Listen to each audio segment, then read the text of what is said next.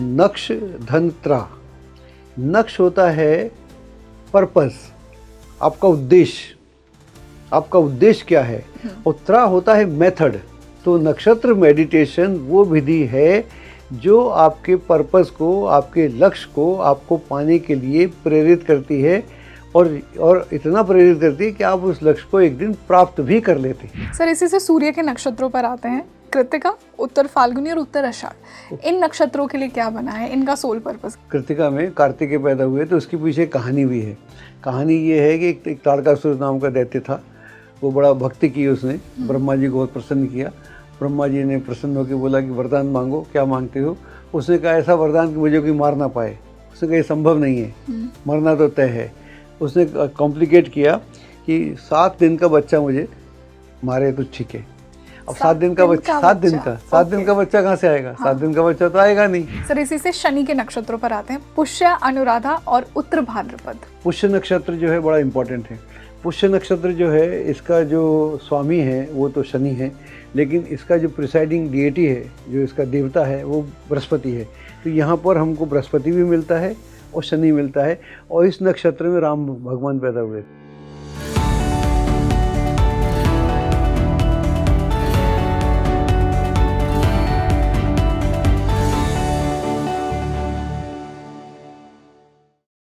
नमस्ते everyone, a very warm welcome on the show and this is your host rangoli Sharma. देखिए, नक्षत्र ज्योतिष का हृदय और ज्योतिष की आत्मा है।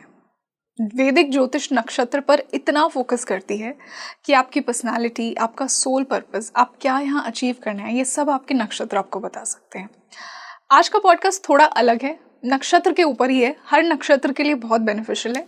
आज के पॉडकास्ट में हमने हर नक्षत्र की पावर, हर नक्षत्र का हायर पर्पस क्या है, उस पर बात की है कि आप क्या अचीव करने आए हैं, आपके रूलिंग डेटी कौन है, what makes this podcast different. हर नक्षत्र की ना अपने पर्पस के अकॉर्डिंग कोई हीलिंग टेक्निक है जिस पर उसे काम करना है, जिसके साथ अगर वो अपनी एनर्जी को अलाइन कर ले तो वो अपने सोल पर्पस तक बहुत ईजिली पहुंच सकता है। ये अपने आप में एक नया कॉन्सेप्ट है, but will try to dive deep into it, और हम सब ये जानेंगे कि हमारे नक्षत्र से क्या एनर्जी कनेक्टेड है और क्या एनर्जी बैलेंस करने की जरूरत है। सो ये पॉडकास्ट शुरू करने से पहले आप मुझे कमेंट सेक्शन में बताइए आपका नक्षत्र कौन सा है। And you know what makes this podcast even more special, एक बहुत ही स्पेशल गेस्ट मेरे साथ जुड़े हैं जिनको आप बहुत पसंद करते हैं। Is a renowned astrologer when it comes to Jyotish. I would like to welcome Dr. Ajay Bhambi sir on Speaking Tree. Sir, a very warm welcome on the show. नमस्कार, थैंक यू वेरी मच। कैसे हैं आप? मैं अच्छा हूँ sir, आज आपके साथ एक इतना इम्पॉर्टेंट और एक इतना यूनिक टॉपिक हम लेकर आए हैं। देखिए, नक्षत्र को ज्योतिष का हृदय कहा गया है।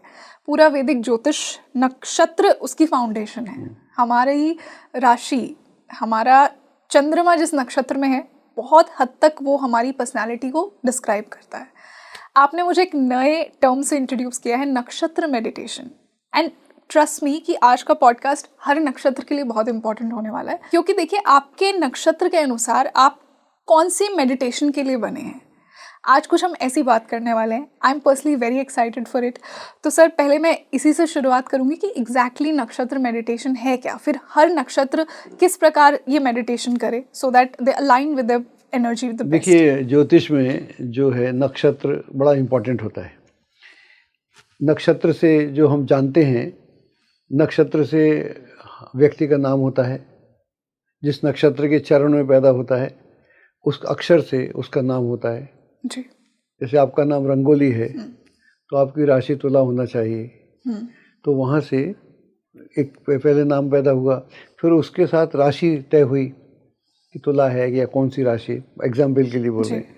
उसके बाद फिर दशा महादशा तय हुई, और उसके बाद जो दशा महादशा हुई उससे आपको जीवन में अच्छे बुरे फल प्राप्त हुए।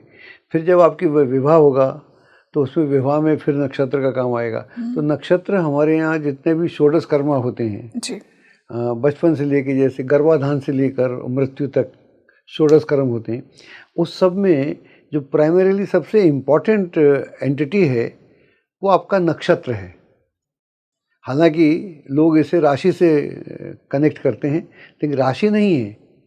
राशि तो बहुत दूर की बात है। एक राशि में 2.25 नक्षत्र होते हैं जी, और एक राशि में 9 चरण होते हैं।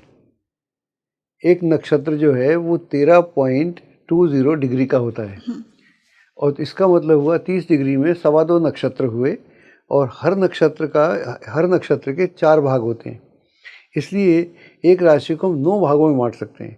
मान लीजिए आप पैदा हुई, आप अश्विनी में पैदा हुई, मेष राशि में, तो कहने को तो आपकी राशि मेष हुई, नक्षत्र आपका अश्विनी हुआ, लेकिन अगर वो 0 डिग्री से 3.20 डिग्री तक है तो वो पहले चरण में हुआ। ऐसे ही दूसरे चरण में हुआ, तीसरे में हुआ, चौथे में हुआ, तो वहाँ हर चरण का रिजल्ट बदल जाता है। इसलिए नक्षत्र बड़े इम्पोर्टेंट हैं, और वेद बोलते हैं रादर कि ज्योतिष की आत्मा नक्षत्र और ग्रह में बसती है, ना कि राशि में। वाह, तो इतने इम्पोर्टेंट है सर। तो ये कॉन्सेप्ट कैसे आया नक्षत्र मेडिटेशन का? अगर मैं हर प्लैनेट के नक्षत्र से ही शुरुआत करूं, मान लीजिए मैं केतु के नक्षत्रों की बात करूं, अश्विनी, मघा, मूला, तो इनके लिए कौन सी क्या मेडिटेशन है जो इन्हें करनी चाहिए? चलो पहली बात करते हैं। नक्षत्र का पहला सीधा सा अर्थ है जिसका क्षय ना हो, which can not be destroyed, that is नक्षत्र। ओके, और इसके बाद में दूसरा इसका अर्थ है नक्ष धन त्रा। नक्ष होता है पर्पस, आपका उद्देश्य, आपका उद्देश्य क्या है, और त्रा होता है मेथड, कि उस उद्देश्य को पाने के लिए त्रा मेथड कौन सा है। तो नक्षत्र मेडिटेशन वो विधि है जो आपके पर्पस को, आपके लक्ष्य को आपको पाने के लिए प्रेरित करती है, और इतना प्रेरित करती है कि आप उस लक्ष्य को एक दिन प्राप्त भी कर लेते हैं। ये नक्षत्र मेडिटेशन, तो मतलब आपके सोल पर्पस से कनेक्टेड है, जो आप करने आए हैं, जो आप अचीव करना है, नक्षत्र मेडिटेशन उसमें आपकी हेल्प करेगी। बिल्कुल ठीक बात है, वंडरफुल। और आपने प्रश्न किया था कि जो केतु के 3 नक्षत्र हैं, एक तो है अश्विनी, दूसरा है मघा, तीसरा है मूल। अब ये तीनों नक्षत्र हैं तो केतु के, लेकिन पहला नक्षत्र आ रहा है, पहला अश्विनी हो गया, पहला हमको मिल रहा है मंगल की राशि में, यानी मेष राशि में, राइट, और दूसरा हमको मिल रहा है सिंह राशि में, और तीसरा हमको मिल रहा है धनु राशि में, राइट। अब यहाँ पर तीनों का चरित्र अलग हो गया। जो अश्विनी जो है, जो हमको पहला मिल रहा है, अश्विनी जो है, अश्विनी को हम जो समझना चाहते हैं, जो पहले 9 नक्षत्र हैं, यानी अश्विनी से लेकर आश्लेषा तक, वो सारे रजस यानी एक्शन के नक्षत्र हैं। यहाँ एक्शन से ज़िंदगी शुरू होती है। जैसे एट्रीब्यूट्स नहीं होते, एट्रीब्यूट्स यानी गुण होते हैं, सत्व, रजस, तमस, लेकिन यहाँ पर हमको रजस मिलता है सब जगह। पहले स्तर पर रजस होगा, फिर चाहे कोई भी हो।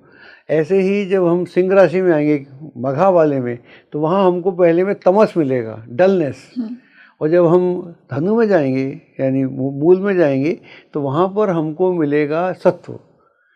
जिंदगी की शुरुआत होती है सत्व, रजस, तमस।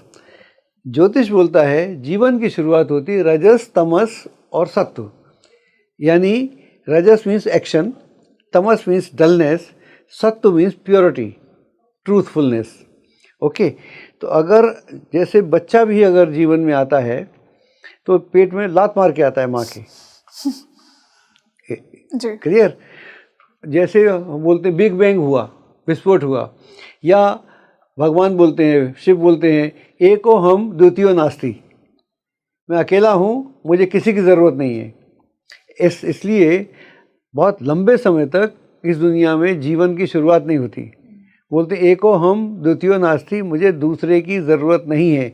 फिर बोलते हैं लंबे समय के बाद एको हम बहुश्याम, अब मैं बहुत होना चाहता हूँ। तो बहुत होने की क्रिया है, वो एक्शन है। बिल्कुल, जो हम अभी कर रहे हैं ये एक्शन की बात हो रही है। डलनेस में आप और मैं दोनों चुप बैठ जाएंगे, और सत्व होगा डिप्रेस होकर बैठ जाएंगे डलनेस में, और सत्व होगा तो कहेंगे क्या बात क्या करनी, बात ही खत्म हो गई, ऐसे समझ सकते हैं। तो जो केतु के नक्षत्र हैं, अश्विनी बात करता है वैद्यगिरी की, आप हील कैसे कर सकते हैं। जब भी आप दुनिया बनाते हैं तो सबसे पहले सोचते हैं कि आदमी जिएगा कैसे, आदमी खाएगा कैसे, उसका अन्न चाहिए, पेट के लिए चाहिए, उधर की पूर्ति कैसे होगी, और दूसरा पॉइंट है कि अगर वो बीमार होगा तो उसका उपाय कैसे होगा। तो अश्विनी कुमार बेसिकली वैद्य हैं, वैद्यराज हैं, वैद्यराज हैं। उनको जड़ी बूटी भी मालूम है, उनको ये भी मालूम है क्या खाना चाहिए, क्या नहीं खाना चाहिए, कब खाना चाहिए, कौन से सीज़न के साथ कौन सा व्यवहार करना चाहिए, क्या आचार व्यवहार क्या होता है, उसका पूरी व्यवस्था है। और जब हम मघा में आते हैं तो मघा में, मघा नक्षत्र जो है वो हमारे पूर्वजों से कनेक्ट रखता है। तो मेरी बिलोंगिंग क्या है, मैं आता कहाँ से हूँ। देखिए, एक तो मेरी बिलोंगिंग है, मेरी कनेक्टिविटी, एक तो मेरे माँ बाप हैं, मेरी जाति हो गई, मेरा धर्म हो गया, मेरा प्रांत हो गया, मेरा गांव हो गया, मेरा देश हो गया। लेकिन ये तो मेरी बड़ी छोटी आइडेंटिटी है। नक्षत्र बोलता है तुम यूनिवर्स के आदमी हो, कहाँ झंझट में पड़े हो, तो यूनिवर्स हो। अगर जब हमारा नक्षत्र मेडिटेशन वो ध्यान विधि है, जब आप अपने नक्षत्र से जुड़ते हैं तो फिर आप पूरे ब्रह्मांड से जुड़ना शुरू हो जाते हैं। तो एक तादाद में स्थापित हो जाता है, वननेस, दैट इज नक्षत्र। तो नक्षत्र, अब हम जाते हैं जब मूल में, धनु में आपने बोला केतु के तीसरा नक्षत्र जो है, ये बड़ा लंबा विषय है, इस पर सब नहीं कर सकते, फिर आपको मेरे साथ 3-4 दिन बैठना पड़ेगा। तो मैं आपको बता दूं, जब मूल में जाते हैं तो मूल कहता है, मूल मतलब जड़ जी, ये जड़ी हुई ना, रूट्स। तो मेरी रूट्स क्या हैं, मान लो मैं हूँ, तो मेरे जो आयाम है इस दुनिया में, मान लो मेरे 3 नक्षत्रों में मैं बिलोंग करता हूँ, क्या करता नहीं हूँ, एग्जाम्पल के लिए। तो अश्विनी में मैं ढूंढ रहा हूँ कि मुझे जीना कैसे है। नक्षत्र 2 तरह से काम करते हैं, एक तो व्यक्ति का नक्षत्र है, एक यूनिवर्स का नक्षत्र है। यूनिवर्स में वो नक्षत्र स्थित है ना, एक तो वो यूनिवर्स को संभाले हुए, जो 27 नक्षत्र हैं पूरे हमारे यूनिवर्स को संभाले हुए हैं, और साथ में आने वाले हम सबको संभाले हुए हैं। तो बड़ा नक्षत्रों का बड़ा गहरा विषय है, छोटा विषय नहीं है जी। हमने कह दिया नक्षत्र 2, लड़का लड़की के मिल गए, शादी हो गई, ये तो ठीक है व्यवस्था के लिए, लेकिन मामला बड़ा गंभीर है, यहाँ से गंभीरता शुरू हो जाती है। तो मूल में ये हुआ, मैं खाऊंगा क्या, बच्चा जो पैदा हुआ खाएगा क्या, उसके लिए अनाज क्या हो सकता है, सीज़न में क्या व्यवस्था हो सकती है, ये सारी बातें हुई। जब वो केतु में मघा में आता है तो मघा में आने पर उसको ये मालूम पड़ता है कि मेरे पूर्वज क्या थे। आप जानना चाहेंगे ना, मैं कौन हूँ, कहाँ हूँ, मेरे रूट्स क्या है, मैं कहाँ से हूँ, मेरे से पहले कौन लोग थे, जो मेरे को लेके आए वो कौन लोग थे, तो उसको जानना चाहता है। फिर कहता है मैं उनको तो जान लिया, अब जब इसमें आता है मूल में, मूल नक्षत्र में आता है तो जानता है मैं कौन हूँ, हु एम आई, मैं कौन हूँ, मेरी जड़ क्या है, मैं कहाँ से हूँ। तो नक्षत्र, केतु के नक्षत्र तीनों स्थिति में बदल जाते हैं। कहने को केतु ऐसे हम कह देते हैं स्पिरिचुअल प्लैनेट, लेकिन स्पिरिचुअलिटी कहाँ से आती है, पहले उसको जानो, फिर उसको जानो, फिर खुद को जानो, खुद को। यस। तो सर क्या इन तीनों का एक ही मेडिटेशन है या क्या? नहीं, ऐसा नहीं हो सकता। ओके। जो अश्विनी नक्षत्र है, अश्विनी नक्षत्र की अपनी एक पूरी विचारधारा है या उसका पूरा व्यवस्था है। देखिए नक्षत्र में क्या होता है, पहले नक्षत्र कहाँ है, कौन सा नक्षत्र, जैसे मान लो अश्विनी की हम बात करते हैं तो इसका जो ये मंगल की राशि में आता है, तो यहाँ पर मंगल के गुण भी इसमें होंगे, मंगल का एग्रेशन इसमें होगा, और मंगल की सडननेस हो गई। तो केतु में सडननेस होती है ना जी, हाँ, अनएक्सपेक्टेड, मंगल की तरह विस्फोटक होता है। हाँ, विस्फोटक होता है। हाँ। अच्छा, इसका जो प्रतीक क्या है, प्रतीक इसका मेढ़ा है या रैम है, तो रैम की तरह है, शांत है, उखड़ गया तो उखड़ गया। अब दूसरा क्या है, जो केतु का जो इसका जो अश्विनी कुमार है, और केतु वैसे भी अनएक्सपेक्टेड होता है। अब यहाँ पर केतु का कटा हुआ भी है, ये कट हिस्सा भी है, तो इसके पास में ब्रेन नहीं है, ये माइंड नहीं है, धड़ है। तो धड़ का एक अलग व्यवहार है। और फिर इसका प्रतीक क्या है, इसका लक्ष्य क्या है, इसका लक्ष्य तो मोक्ष है, ये मोक्ष चाहता है, लेकिन इसके पास में एक्शन बहुत ज़्यादा है। केतु का तीनों स्तर पर एक्शन एक्शन एक्शन, रजस रजस रजस, पहला नक्षत्र है, तीनों स्तर पर हमको एक्शन एक्शन एक्शन मिलता है। तो यानी ये जो लोग हैं एक्शन से जिंदा रहते हैं, इनके लिए एक्शन सर्वोपरि है। तो जब एक्शन सर्वोपरि होगा तो टेक्निक एक्शन वाली होगी। ओके, ठीक है ना, एक्शन वाली होगी तो एक्शन वाली टेक्निक से इनको सिखाया जाएगा, ना कि इनको बैठ के सिखाया जाएगा। तो इनके लिए टेक्निक जो होगी, टेक्निक, फिर हमें टेक्निक क्या होती है, हमारी टेक्निक जो होती है बेसिकली जो किताब में हमारी है वो 40 मिनट्स की होती है। तो पहले 10 मिनट में ब्रीदिंग टेक्निक है, तो आपको कैसे सांस लेना है उसका हम आप अगली बार कभी आपके साथ प्रोग्राम करेंगे तो मैं आपको यहीं साक्षात मेडिटेशन भी कराऊंगा नेक्स्ट टाइम जी। 10-15 मिनट का कराएंगे तो आपके साथ में दर्शक भी करना शुरू कर देंगे, ऐसा कुछ करेंगे। ठीक है। तो पहले टेक्निक होती है कि आप जो ब्रीदिंग करें, ब्रीदिंग से जो टॉक्सिन्स हैं बॉडी के वो निकल जाएं। ब्रीदिंग के स्पेशल टेक्निक है, वो हमने बाबा जी, मैं महाअवतार बाबा जी का शिष्य हूँ, उस परंपरा को बिलोंग करता हूँ, तो उनकी कृपा से ये टेक्निक मुझे प्राप्त हुई थी। तो पहले तो वो हो गया।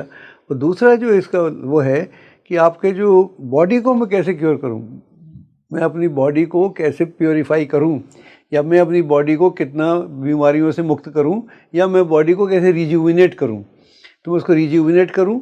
उसके बाद थर्ड स्टेज है कि मेरे मस्तिष्क में, मेरे मन मस्तिष्क में जो फालतू की बातें हैं उनसे मैं कैसे अपने को जुदा करूं, उनसे मैं कैसे अपने आप को निकलूं। तो ये 3 स्टेज हो जाएंगी, then I am ready for the meditation. इन तीनों में मेडिटेशन नहीं करें, मैं तैयारी कर रहा हूं ताकि मैं बाहर के झंझटों से कट के अपने पास आ जाऊं, मैं फिजिकली पास आ जाऊं, मैं बॉडी से पास आ जाऊं, मेंटली पास आ जाऊं, फिजिकली पास आ जाऊं, और मैं स्पिरिचुअली पास आ जाऊं। Now I am ready. फिर हमारे नक्षत्र की टेक्निक है, तो जिसका हर नक्षत्र का अपना देवता होता है। इस नक्षत्र का जो अश्विनी कुमार हैं, इनके देवता हैं, मोक्ष इसका लक्ष्य है, तो हम उसके जो देवता हैं उस पर इसका ध्यान कराते हैं। अब अगर हम उसकी बात करें, मघा की बात करें, तो मघा का बिल्कुल अलग है। मघा का जो पहला जो नेचर है वो तमस में जाता है, तो डलने से शुरू होता है। वैसे भी अगर आप पूरे दिन काम करते रहेंगे तो आप रात में डल हो जाते हैं, सो जाते हैं आप, तो सवेरे फिर एक्शन में आ जाते हैं, लाइक दैट। तो पहला उसका डलनेस है। और उसका जो देवता है अश्विनी कुमार का, हमारे पितृ हैं यहाँ, अश्विनी कुमार से पितृ हैं यहाँ पर, तो जो हमारे पितृ हैं, एंसेस्टर्स सारे, तो हमारे देवता हैं, तो हमको उनसे कनेक्ट होना पड़ता है। ओके। बाकी टेक्निक तो बाकी हमको बॉडी क्लीन करनी पड़ेगी, ब्रीदिंग करनी पड़ेगी, फिर हमको आखिरी स्टेज में आके हमको अपने जो हमारे पितृ हैं उन लोगों से परमिशन लेके उन लोगों से कनेक्ट होना पड़ेगा, ताकि वो हमको पूरे ब्रह्मांड से जोड़ने में हमारी मदद करें। क्योंकि वैसे भी अगर आपको मालूम होगा, पूरे देश में एक पितृपक्ष होता है हमारा। हाँ बिल्कुल सर। 15 दिन का। हाँ, 15 दिन तो उसमें अपने पितरों को कनेक्ट करते हैं। Absolutely. तो यहाँ आप अपने, अगर आपका नक्षत्र है तब, नहीं है तो नहीं ज़रूरत। ऐसे ही जब मूल नक्षत्र में आते हैं, तीसरे वाले में, तो बाकी तो ठीक है, तो आपकी जड़ कौन सी है, तो आप जड़ कहाँ से आए, तो हर नक्षत्र का एक अलग अलग चरण का अलग अलग देवता होता है। उसका देवता कौन सा है, उसका लक्ष्य क्या है, उसका पर्पस क्या है, आदमी का पर्पस क्या। अगर आपका पर्पस पैसा कमाना है तो आपको खूब प्रचुर मात्रा में धन कमाना चाहिए। अगर आपका पर्पस IAS होना है तो क्यों नहीं आप IAS हो सकते, लाइक दैट। अगर आपका पर्पस साइंटिस्ट होना है, डॉक्टर होना है, शिक्षक होना है, तो why don't you become that, जो आपका पर्पस है। तो ये इसका पूरा है। तो आदमी को जो चाहिए वो प्राप्त हो जाए, उसके बाद फिर आदमी फ्री है अपने मोक्ष के लिए। क्योंकि सबसे पहले उसकी जो बेसिक नीड्स हैं, इस दुनिया में रह के हमारी बेसिक नीड्स हैं, वो बहुत ज़रूरी है पूरा होना। भूखे आदमी का धर्म नहीं होता। वेद व्यास भी बोलते थे, भूखा व्यक्ति धर्म नहीं जानता, क्योंकि उसके लिए रोटी ही भगवान होती है। Absolutely. इसलिए हर नक्षत्र की अलग अलग विधि है और उनकी टेंडेंसीज के अकॉर्डिंग। सर इसी से मैं वीनस के नक्षत्रों की बात करूंगी, भरणी, पूर्व फाल्गुनी और पूर्व आषाढ़। इन नक्षत्रों के लिए क्या बना है? देखो, जो तीनों नक्षत्र हैं ना, शुक्र के नक्षत्र हैं। देखने में लगता है कि शुक्र के नक्षत्र हैं तो वैभव तो हर जगह है, लेकिन उसका तरीका अलग है। जैसे मान लो हम भरणी की बात करते हैं, तो भरणी जो है, भरणी बड़ा भरण से संबंध है उसका, भरण पोषण करना, हाँ, परिपूर्ण करना। और इसका जो प्रतीक है योनि है। ओके, अब यहाँ पर योनि को जो हमने समझा एंटरटेनमेंट, एंजॉयमेंट, लेकिन यहाँ पर योनि का मतलब ये है कि ट्रांसपोर्टेशन करना। आपकी माँ की योनि, किसी की भी माँ की योनि ऐसे मान के चलें, तो वो योनि पूजनीय हो जाती है। कामाख्या की योनि बड़ी हमारे लिए पूजनीय हो जाती है, सामने वाले की हो या ना हो, लेकिन उसकी हो जाती है। तो कहने का मतलब क्या हुआ कि जो योनि हमको इस दुनिया में लेके आती है, हमारे लिए पूजनीय है। तो इस दुनिया में हम कहाँ से आते हैं, हमारा रास्ता वो है, तो उसका काम ट्रांसपोर्टेशन का है। दूसरे लोग से, दूसरी योनि से लोगों को, मनुष्यों को, स्त्रियों को, पुरुषों को इस दुनिया में लाना, तो पूजनीय इसलिए है वो। तो वहाँ पर, यहाँ से मेडिटेशन शुरू होता है हमारा। ओके, आप समझे ना। तो मेडिटेशन सारी टेक्निक है। तो हमको ये करना है कि हमारे लिए योनि पूजनीय है। हमने अभी तक उसको एंटरटेनमेंट से सोचा है। योनि लिंग के बारे में हमारी जो पूरी धारणा है, बड़ी घटिया धारणा है। लेकिन अगर आप ऐसे सोचें कि आप किस योनि से आए हैं, लाने वाला कौन था ट्रांसपोर्टेशन के लिए, उसको सब तरह के झंझट मूल लेके आपको दुनिया में लाना पड़ता है, तो पूजनीय कार्य हो जाता है। इसलिए हम माँ को पूजते हैं। माँ को पूजने के 50 कारणों में एक कारण ये भी है, दूसरे की माँ को नहीं पूछ पाते आप, अपनी को पूछते हैं। इसलिए ये दूसरा हुआ।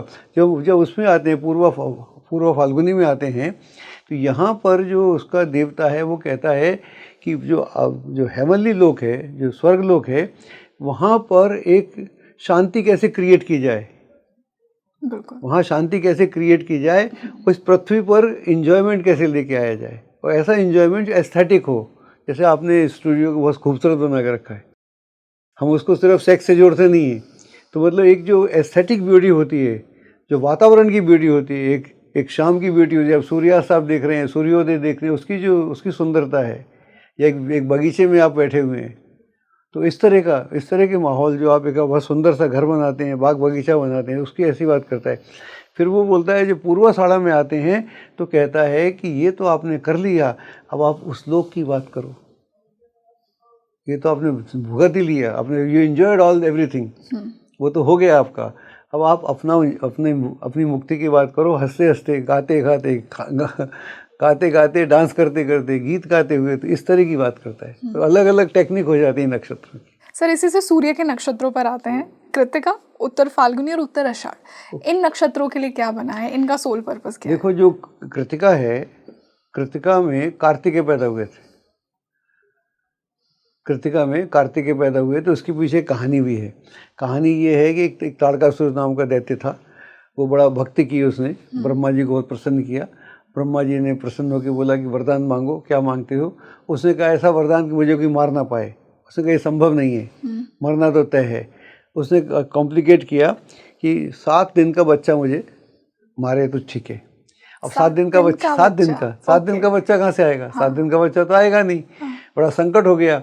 तो फिर भगवान शिव के उससे सीमन से वो बच्चा जो पैदा हुआ, उसको कृतिकाओं ने रखा। 6 कृतिकाएँ थी, उन्होंने उसका पालन पोषण किया, क्योंकि जो उनका एनर्जी थी वो इतनी पावरफुल थी, उसमें इतना हीट था कि कोई उसको झेल नहीं सकता था। तो ये कृतिकाएँ उसमें रहती थी, पानी में, किसी पॉन्ड वगैरह में, तो वहाँ रहती थी। तो उनके गर्भ में धारण किया गया, और जब बच्चा पैदा हुआ तब उसने उनको 7वें दिन मारा। तो ये कृतिका नक्षत्र अलग हो गया। सूर्य का यहाँ प्रताप दिखता है, यहाँ सूर्य का प्रताप दिखता है कि सूर्य कैसे कैसे आपको, कृतिका जी का जो लॉर्ड है सूर्य है ना, तो इसका यहाँ का हमारा ध्यान का तरीका बदल जाता है।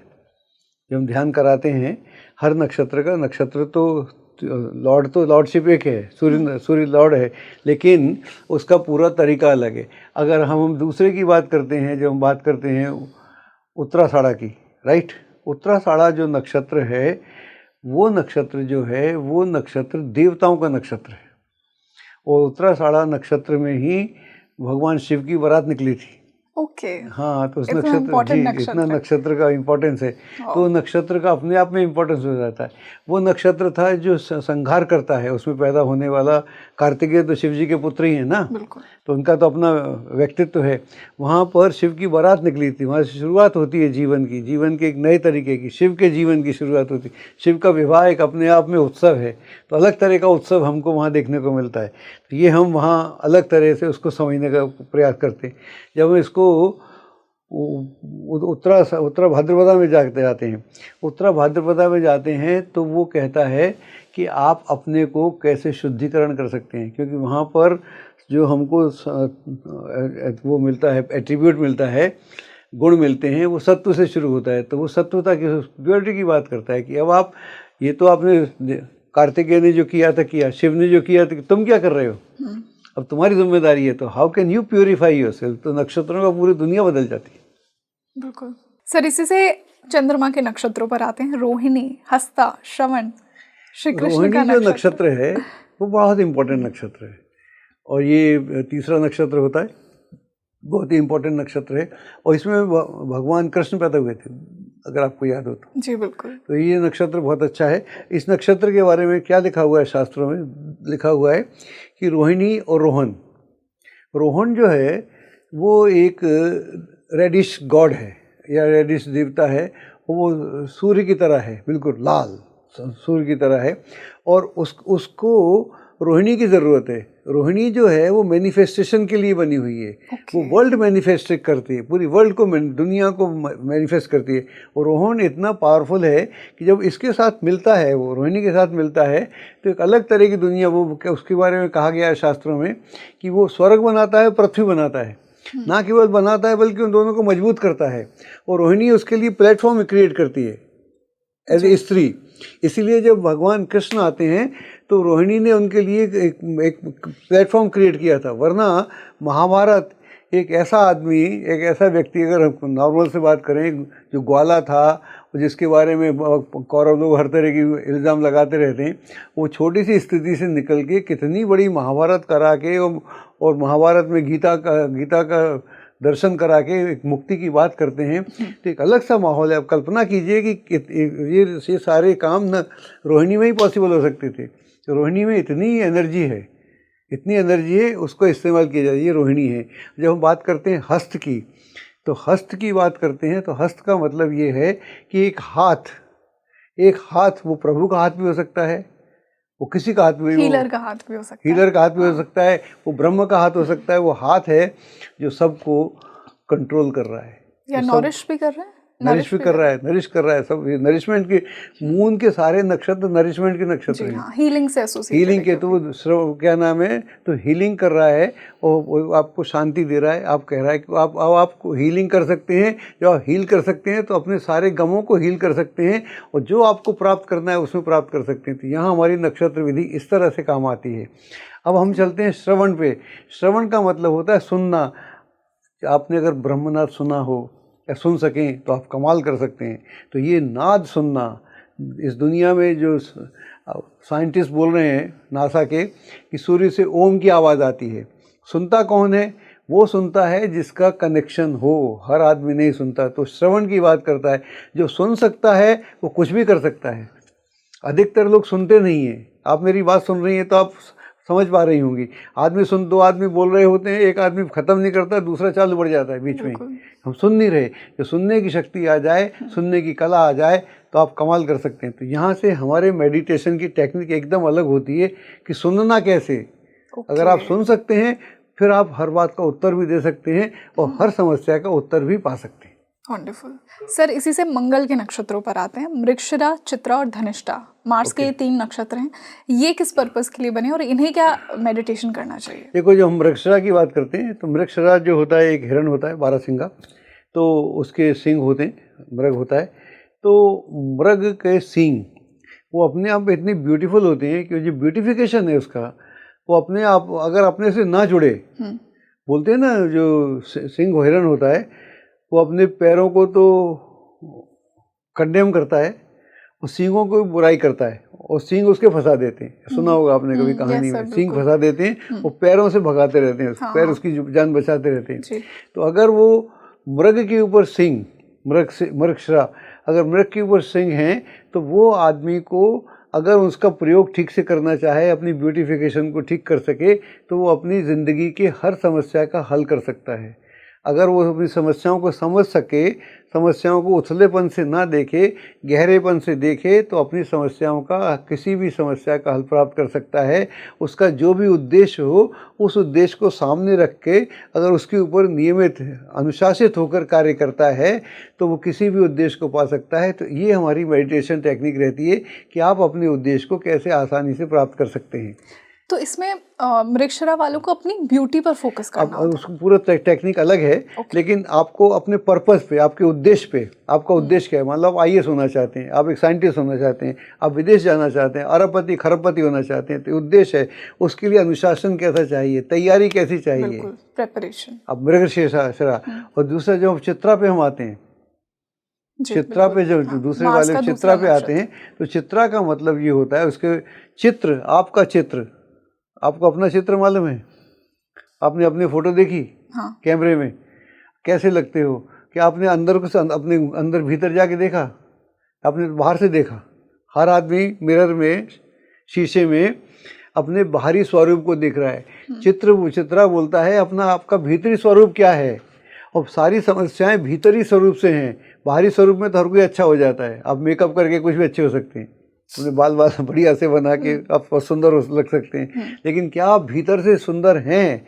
तो आपका चित्र, ये चित्रगुप्त के पास आपका चित्र नहीं है, आपका चित्र आपके पास है। आप आपकी अगर रियल पिक्चर देख सकें, यू कैन डू वंडर्स। यहाँ से हमारे मेडिटेशन की टेक्निक शुरू होती है। मतलब सेल्फ रियलाइजेशन। अगर आप अपने को जान पाएं तो आप दुनिया आपको जानना शुरू कर देगी। वाह। यहाँ से टेक्निक तो बड़ी लंबी हो चौड़ी है, उसको ऐसे नहीं बताया जा सकता। आप इतने नक्षत्र मेरे से पूछ रही हो तो मैं सबकी तो नहीं बता पाऊंगा, एक नक्षत्र में अंडरस्टैंड की क्या पर्पस है। अब तीसरा आता है धनिष्ठा। धन आ गया नाम में। धन नहीं है, धनिष्ठा है। धनिष्ठा का जो है, इसका जो वो है, वो मृदंग है। इसका जो प्रतीक है मृदंग है। तो क्या आप ब्रह्मनाद सुन सकते हैं, बजा सकते हैं? क्या नाद बजा सकते हैं? क्या आप नाद को समझ सकते हैं? अनाहत, पहले नाद को समझना, फिर अनाहत को समझना। बिना बजाए सुनना, ऐसे ठक नहीं हुआ सुनना, इसको बिना बजाए सुनना। एक हाथ से ताली जिसको बोलते हैं, एक हाथ से ताली। तो ये मेडिटेशन की टेक्निक बदलती जाती है हर नक्षत्र के साथ। जब बदलती जाती हैं तो आदमी उसके साथ आत्मसात हो जाता है। जैसे आदमी आत्मसात होता है तो वहाँ से उसकी प्योरिटी धीरे धीरे प्रकट होती है। हमारा पहला पर्पज़ ये है कि आपका जो उद्देश्य है, आपका जो लक्ष्य है, आप उसको प्राप्त करें।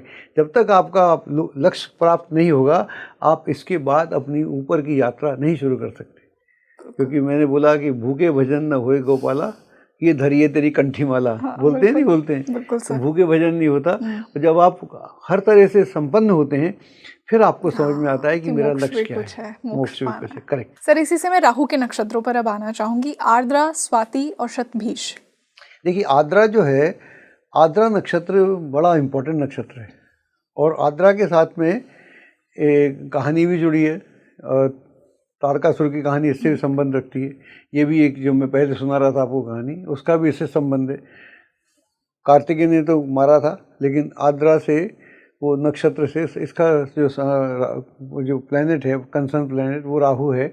आर्द्रा जो है, इसका जो देवता है रुद्र है, रुद्र देवता है। और इसमें भी यही तारकासुर था जो ब्रह्मा की तपस्या करता है, उससे वरदान लेता है कि मेरे को अगर कोई मार सके तो 7 दिन का बच्चा मारे। तो मतलब एक जगह पर ये इतना धर्मपरायण है, इतना तपस्वी है कि अपने लक्ष्य को प्राप्त कर सकता है। लेकिन जैसे ही लक्ष्य प्राप्त इसको होता है, इसका घटियापन शुरू हो जाता है। ये लोगों को मारना, काटना, अत्याचार करना शुरू कर देता है। फिर इसका संहार करना बड़ा आवश्यक हो जाता है।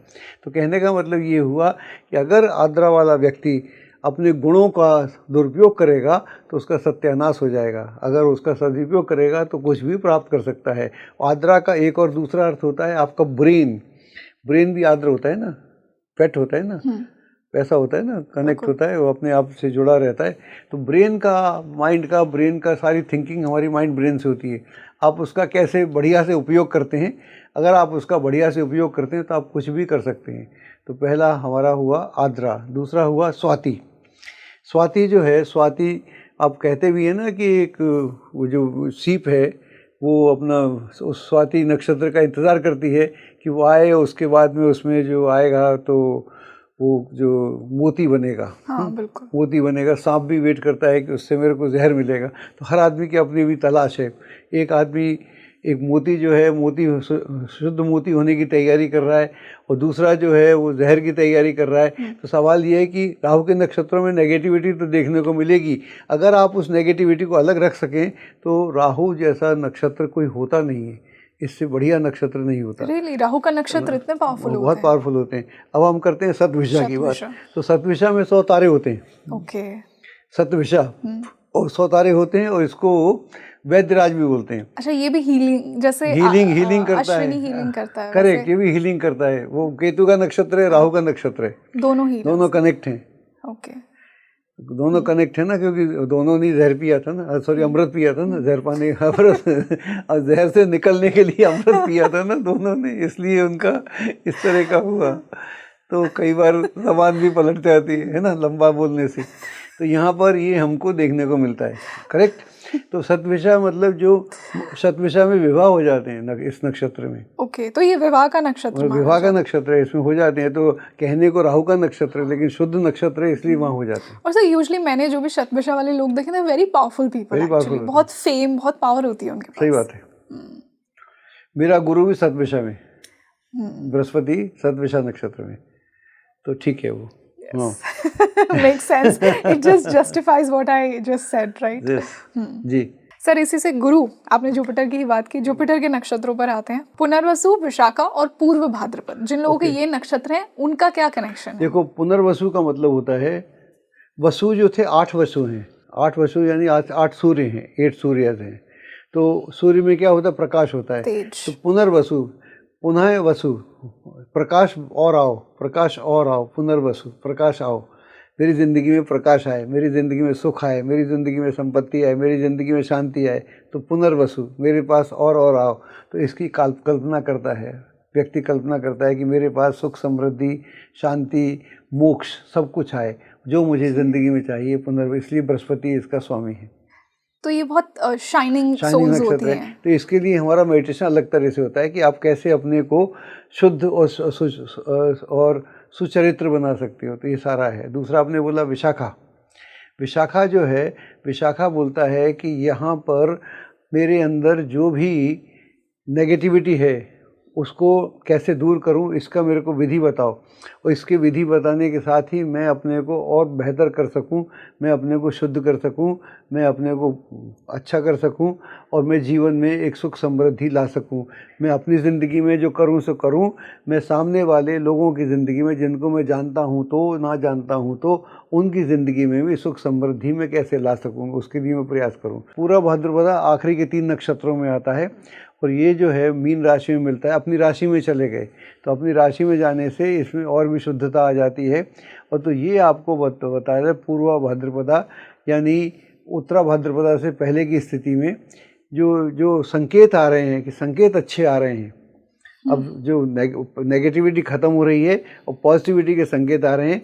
और अगर मैं इसी पथ पे चलता रहा तो मेरी मंजिल बहुत दूर नहीं है, मैं अपनी मंजिल को आसानी से पा सकता हूँ। तो यहाँ पर हमारे मेडिटेशन की टेक्निक बदल जाती है, उस हिसाब से यहाँ पर हम मेडिटेशन करवाते हैं। सर इसी से शनि के नक्षत्रों पर आते हैं, पुष्य, अनुराधा और उत्तर भाद्रपद। ओके, पुष्य नक्षत्र जो है बड़ा इम्पोर्टेंट है। पुष्य नक्षत्र जो है, इसका जो स्वामी है वो तो शनि है, लेकिन इसका जो प्रिसाइडिंग डिएटी है, जो इसका देवता है, वो बृहस्पति है। तो यहाँ पर हमको बृहस्पति भी मिलता है और शनि मिलता है। और इस नक्षत्र में राम भगवान पैदा हुए थे। अच्छा, पुष्य श्री राम का नक्षत्र। पुष्य में राम भगवान पैदा हुए थे। और मैं एक और आपके माध्यम से आपके लोगों को बताना चाहता हूँ, अगर आप कोई काम करना चाहते हैं नया और आपके पास कोई मुहूर्त नहीं है और आपने किसी से पता नहीं किया, तो हर महीने में ये पुष्य नक्षत्र आता है। ये नक्षत्र को आप जो भी काम शुरू करेंगे वो कार्य आपका कभी गलत नहीं होगा, उसमें आपको लाभ दिन रात दिनों दिन आपकी तरक्की होती जाएगी। चाहे विवाह हो, चाहे कुछ भी हो, कुछ भी कार्य इसमें कर सकते हैं। विवाह छोड़ के सारे काम कर सकते हैं। विवाह ना करें। अच्छा, विवाह छोड़ के अगर जो भी आप जीवन में जो भी कार्य करना चाहते हैं वो करेंगे, उसमें आपको लाभ होगा। ये भगवान राम पैदा हुए थे इस नक्षत्र का, उनसे संबंध है। दूसरा आपने कौन सा बोला? अनुराधा। अनुराधा जो नक्षत्र है उसका भी बड़ा महत्वपूर्ण है, क्योंकि ये नक्षत्र हमको वृश्चिक राशि में मिलता है, मंगल की राशि में मिलता है। और यहाँ पर मंगल और ये शनि के नक्षत्रों में थोड़ा कन्फ्लिक्ट है। उसके बाद भी ये नक्षत्र, अगर जो हम अपनी नेगेटिविटी को चेक कर सकते हैं, अगर हम अपने गुस्से पे, अपनी नेगेटिविटी पे, घृणा पे और लोभ पे, लालच पे अगर हम नियंत्रण कर सकते हैं, तो हम अपने को शुद्धिकरण की तरफ लेके जा सकते हैं। तो इसका ये है। और इसके लिए हमारा मेडिटेशन का टेक्निक एकदम से अलग है। अगर उस विधि को किया जाए तो फिर आपको कभी दिक्कत का सामना नहीं करना पड़ता। और उसके बाद में है आपका उत्तरा भाद्रपदा जी। उत्तरा भाद्रपदा जो है, इस नक्षत्र में क्या क्वालिटी है? उत्तरा भाद्रपदा आखिरी के ये जो नक्षत्र है, ये हमको गुरु की राशि में मिलता है। गुरु की राशि में शनि का नक्षत्र मिलने से नक्षत्र अपने आप में शुद्ध हो जाता है, उसकी अशुद्धता खत्म हो जाती है। तो यहाँ पर आप प्योरिटी की तरफ ऑटोमेटिकली जा रहे हैं। तो आपको एक थोड़ा सा पुश चाहिए। आप ऑलरेडी उस प्रोसेस में हैं, पथ पर हैं। एक छोटा सा पुश मिल जाए तो फिर आप अपने रास्ते में निकल जाते हैं। तो यहाँ हमारे मेडिटेशन की टेक्निक बहुत ही सॉफ्ट हो जाती है। आदमी ऑलरेडी तैयारी होता है, उसको थोड़ा सा धक्का मारना होता है, धक्का दिया और आदमी एकदम से आगे अपनी मंजिल की तरफ चलता है। सर इसकी क्वालिटी क्या है? मतलब क्वालिटी ये है कि यहाँ पर आदमी अपनी गलतियों से सीखता है। अधिकतर क्या होता है, आदमी गलतियाँ करता है, उससे सीखता नहीं है और दोबारा रिपीट करता है। रेपिटेशन नहीं है यहाँ पर। अगर आपने कोई आज मिस्टेक कर दी तो अगली बार आप उस मिस्टेक को नहीं करेंगे, और ये बहुत बहुत सुंदर क्वालिटी है, बहुत कम लोगों में मिलती है। और यहाँ पर आदमी दूसरों की मिस्टेक से भी समझ जाता है। मान लो मैंने कोई गलती की तो आप वो गलती नहीं करोगे क्योंकि आपने मेरे को गिरते हुए देखा। ओके, तो ये वो लोग हैं जो ज़रूरी नहीं है कि खुद गलतियाँ करें, दूसरों की गलतियों से भी सीख लेते एग्जैक्टली, हैं। सही बात है। तो और उन गलतियों से लाभ उठाते हैं, ये वो वाह। लोग हैं। सर, इसी से हम बुध के आखिरी नक्षत्रों पर आएंगे। अश्लेषा, ज्येष्ठा और रेवती, इन 3 नक्षत्रों की क्या पावर है? ये जो नक्षत्र हैं थोड़े थोड़े प्रॉब्लमेटिक हैं, प्रॉब्लमेटिक। थोड़े थोड़े आपने प्रॉब्लमेटिक, किसी और प्लैनेट के नक्षत्र के लिए नहीं नहीं कहा, बोला, मरकरी के लिए थोड़े कहा। थोड़े प्रॉब्लमेटिक है। हाँ। और जो आश्लेषा है, आश्लेषा का जो प्रतीक है वो स्नेक है। स्नेक भी कौन सा है? जल का स्नेक। जल का स्नेक जनरली घातक नहीं होता, लेकिन बांध के रख लेता है। जल के स्नेक अगर किसी को काट ले, पानी का सांप किसी को काटे, तो ऐसा बोलते हैं उसके सांप में जहर नहीं होता, उस सांप में, तो उससे मृत्यु तो नहीं होती, लेकिन जकड़ सकता है आपको।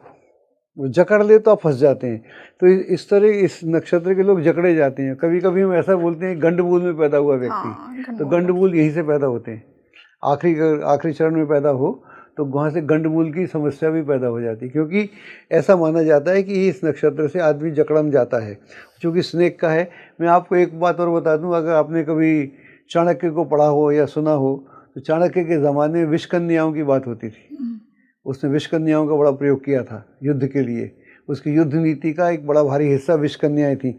तो जो कन्याएँ इसमें इस नक्षत्र में पैदा होती थी, उनको विषकन्या के रूप में तैयार किया जाता था। ये बड़ी सीक्रेट बात है, मैं आपको बता रहा हूँ पब्लिकली। ओके। तो ये इस नक्षत्र की, तो ये जकड़न का नक्षत्र है, लेकिन अगर आदमी अपनी जकड़न को समझ जाए फिर निकल जाता है। तो दूसरा आपने बोला ज्येष्ठा। तो ज्येष्ठा जो नक्षत्र है, वो ज्येष्ठा मतलब वो है कि आपका, हमारे जो बड़े हैं, एक तो हमारे पूर्वज हैं। मघा की बात कर रहे थे, हम बात कर रहे थे कि हमारे एंसेस्टर्स कौन है, हमारे पूर्वज कौन है, हमसे पहले हमारे बाप दादा कौन है, उसकी हम बात कर रहे थे। हम यहाँ बात करें ज्येष्ठ, हमारे बड़े कौन है, मेरे बड़े भाई, मेरे जो मेरे को प्रोटेक्शन देते हैं, वो लोग कौन है, गुरु वगैरह। तो वो लोग हमारी मदद करते हैं यहाँ पर। तो they help me, not me means everybody. तो इसका है। और रेवती जो है आखिरी नक्षत्र है, बड़ा शुद्ध नक्षत्र है ये। और इसमें इसके तीनों स्तर पर हमको सत्व सत्व सत्व मिलता है। जैसे अश्वनी में हमको मिलता है रजस रजस रजस, एक्शन एक्शन एक्शन। हाँ। यहाँ पर सत्व सत्व सत्व मिलता है तीनों जगह। तो ये बेसिकली ये लोग बड़े शुद्ध होते हैं, बड़े प्योर होते हैं, बड़े काइंड होते हैं, बड़े जेंटल होते हैं, औरों की समस्याओं को समझते हैं, इसलिए समस्या में फंसे रहते हैं। अच्छा, दूसरों की हेल्प करके, दूसरों की हेल्प करने के चक्कर में फंसे रहते हैं। तो यहाँ हमारी नक्षत्र की टेक्निक एकदम बदल जाती है। हेल्प तो करना चाहिए, लेकिन हेल्पलेस नहीं होना चाहिए। ओके। हेल्पलेसनेस भी तो नहीं होना चाहिए ना, कि आपने मदद मेरी की और आप खुद ही गिर गए, तो वो तो हेल्प नहीं हुई ना। तो उसमें हमारी टेक्निक अलग होती है। और हमारे नक्षत्रों का ये है कि आपका पर्पज़ क्या है, उद्देश्य क्या है। अधिकतर लोगों को 80% लोगों को उद्देश्य नहीं मालूम। एक दिन आदमी डॉक्टर होना चाहता है, डॉक्टर नहीं होता तो कहता है ग्रेजुएट कर लूँगा, ग्रेजुएट करता है बोला IAS हो जाऊँगा, IAS नहीं होता है तो कहता है क्लर्क हो जाऊँगा, कुछ भी हो जाएगा, बाबू हो जाएगा। तो आपको लक्ष्य पता होना चाहिए। फिर लक्ष्य पता होना चाहिए, उस लक्ष्य को प्राप्त करने का तरीका क्या हो सकता है, विधि क्या हो सकती है, उसके लिए अनुशासन क्या होता है, सिस्टम क्या होता है, उसके लिए सेक्रीफाइस क्या होते हैं। ये सारी चीज़ें करने के बाद ही आप अपने पर्पज़ को प्राप्त कर सकते हैं। जो लोग भी जीवन में आगे बढ़े हैं, अगर आप उनको देखेंगे, उनका अनुशासन, उनका सोच, उनका विचार, उनका रहन सहन, उनका खान पान सब अलग होता है, औरों से अलग होता है, तभी वो औरों से अलग दिखते हैं। तो रेवती को एग्जैक्टली क्या, जो आपने टेक्निक बताई, अगर मैं सम अप करूं तो क्या करना उसकी टेक्निक ये है कि आप लोगों की निश्चित मदद करें, क्योंकि आप तो, आपकी नेचर ही ऐसी है, उसको तो रोका नहीं जा सकता। लेकिन उसके साथ साथ अपने को भी ध्यान रखें, अपना भी ध्यान रखें। जैसे आपने देखा होगा कि प्लेन में जाएं तो कहते हैं कि अगर आपका छोटा बच्चा भी है और प्लेन में गड़बड़ हो जाए तो पहले अपने को बांधें, अपना बेल्ट कसें, उसके बाद बच्चे का ध्यान दें। तो पहले अपने को ध्यान दें, फिर दूसरे को ध्यान दें। ये बड़ी नेचुरल सी विधि है, नेचुरल सा मेथड है। इसे करने से काफ़ी लाभ होता है। बिल्कुल sir, definitely. And I am sure कि आज का ये पॉडकास्ट हर नक्षत्र को बहुत बेनिफिट करेगा, क्योंकि हमने उन्हें उनकी पावर रियलाइज करवाई। करेक्ट। और उनका सोल पर्पस, वो किस पर्पस के लिए आए हैं, किस पर्पस से अलाइंड है, यही आज के हमारे पॉडकास्ट का इंटेंशन था। So I am really grateful that you joined us today and share your deep insightful knowledge. Thank you so much, sir. God bless you. Thank you. So you tell me in the comment section कि आपको आज का ये discussion कैसा लगा, आपका नक्षत्र क्या है, आपने अपने नक्षत्र के बारे में क्या जाना, क्या आप अपनी एनर्जी को नक्षत्र की एनर्जी से अलाइन कर पाए हैं अभी तक। इस पॉडकास्ट के बाद ज़रूर कीजिए, इसे ज़्यादा से ज़्यादा शेयर कीजिए। साथ ही साथ मुझे आने वाले पॉडकास्ट में हम सर के साथ और कौन से टॉपिक्स पर मैं बात करूँ ये भी मुझे कॉमेंट सेक्शन में बताइए। मैं आपके लिए ऐसे ही इंसाइटफुल डिस्कशंस लेकर आती रहूँगी एस्ट्रोलॉजी के। This is your host rangoli Sharma. I will see you in another podcast. नमस्ते।